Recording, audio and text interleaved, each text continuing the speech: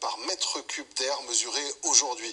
Nous sommes en alerte maximale, en alerte rouge, car la brume de sable persiste et devient même de plus en plus épaisse. Mais que transporte-t-elle exactement? Des chercheurs caribéens ont analysé ces poussières. Leurs résultats sont particulièrement inquiétants. Sophie Loneté.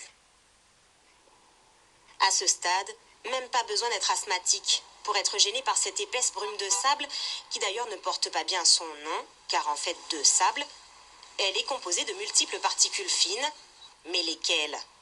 Pour le savoir, nous avons dû remonter à une étude caribéenne menée à Porto Rico et Miami en 2015. Celle-ci, reprise dans cet article, est sans équivoque.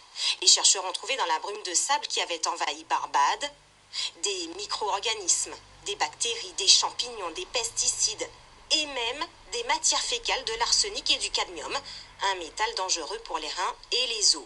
Un cocktail explosif donc pour la santé, mais qui peut évoluer en fonction des conditions météorologiques et surtout en fonction des matières soulevées dans les déserts africains.